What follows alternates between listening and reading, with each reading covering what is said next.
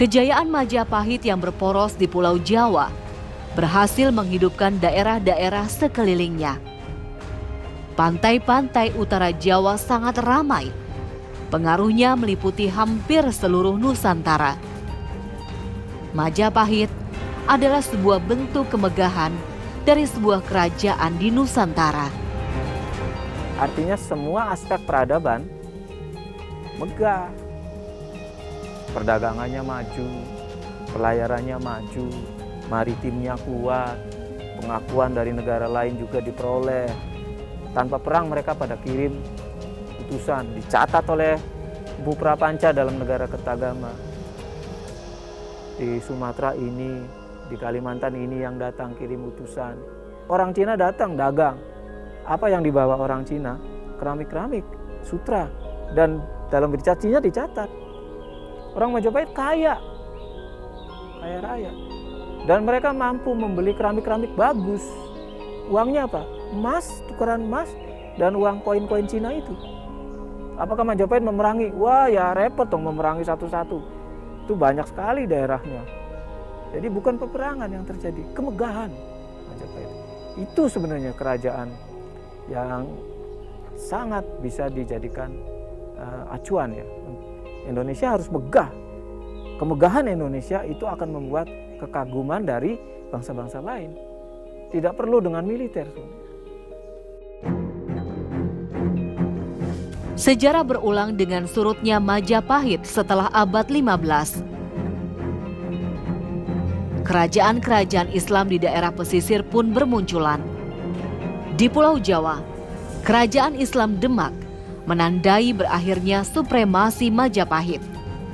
Di Sumatera, Samudra Pasai dan Malaka berkembang, sebelum kemudian dilanjutkan oleh Kesultanan Aceh yang mampu bertahan hingga awal abad 20. Di wilayah-wilayah lain, kerajaan-kerajaan Islam berdiri, mulai dari Cirebon, Banten, Ternate, Tidore, Goa, dan kesultanan-kesultanan yang pusatnya di pedalaman seperti Mataram. Di abad ini, Kepulauan Nusantara didominasi oleh kerajaan Islam yang tumbuh seiring pengaruh dan penguasaan mereka atas daerah pesisir dengan pelabuhan-pelabuhan dagangnya. Kesultanan-kesultanan ini menguasai jalur perdagangan laut yang menghubungkan Maluku dengan pesisir utara Jawa, melewati Selat Sunda, pesisir lautan Hindia, di pantai barat Sumatera dan Aceh, untuk kemudian terhubung ke negeri Ceylon, India, Persia, Arab, dan negeri Timur Tengah lainnya. Itu tahun sekitar 1450 sampai 1680 Masehi. Nah, pada zaman itu Nusantara atau Asia Tenggara ini merupakan satu wilayah yang ramai dengan pelayaran perdagangan ya. Dan itu membuat masyarakatnya hidup sejahtera ya. Baik penguasanya ya, masyarakatnya, pedagangnya, termasuk mungkin petani ininya ya, petani atau masyarakat yang membudidayakan komoditas itu. Nah, mereka hidup sejahtera karena terjadi satu kegiatan pertukaran ya, pertukaran perdagangan yang saling menguntungkan ya. Itu yang membuat sebetulnya pada masa itu terjadilah apa yang disebut dengan komunikasi lintas budaya ya. Itu terjadi di pelabuhan-pelabuhan ya. Pelabuhan-pelabuhan itu di mana suku-suku yang menjadi pedagang ya, pedagang atau pelaut datang membeli komoditas perdagangan dari suku-suku yang setempat ya, yang tinggal di wilayah itu. Nah, ini yang sedikit banyak muncul apa yang disebut dengan integrasi masyarakat tadi ya. Munculnya kampung-kampung berdasarkan etnis yang ada di pelabuhan-pelabuhan itu. Dan mereka hidup dengan rukun dan damai. Di abad ke-15, komoditi rempah Nusantara paling dicari dan bernilai tinggi oleh bangsa Eropa.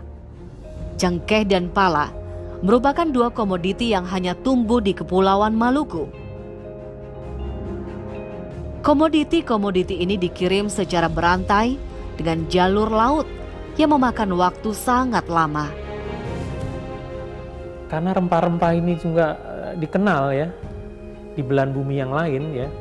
Bahkan rempah-rempah yang ada ya, yang kemudian dalam proses pelayaran perdagangan itu sampai ke Asia Barat, itu kan nanti secara berantai ya dikirim ke pantai-pantai di Laut Tengah ya, Laut Mediterania itu. Misalnya antara Syria ya, Lebanon, Palestina ya, kemudian sampai Mesir ya, Mesir bagian utara. Nah, itu ramai dengan pelabuhan-pelabuhan yang memperdagangkan komoditas dari Asia. Ya, selain rempah-rempah juga ada sutra ya, ada tekstil dari India, ada permadani, ada kuda ya.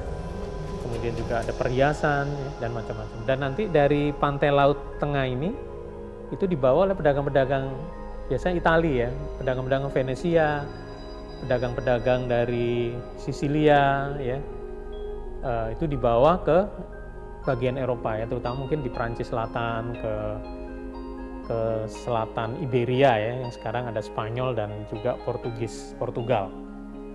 Nah, nanti dari situ barang-barang masuk ke Eropa Barat ya, ke Belanda ya, ke Inggris, sampai ke Skandinavia ya. Jadi itu rempah-rempah sampai ke sana dengan harga yang sangat mahal ya, sejak jatuhnya Konstantinopel ya, sehingga ini muncul Turki Utsmani atau Turki Ottoman, sehingga ini hubungan perdagangan agak terganggu ya, sehingga orang-orang Eropa terutama Portugis, Spanyol mencari dunia baru ya, dunia penghasil rempah-rempah.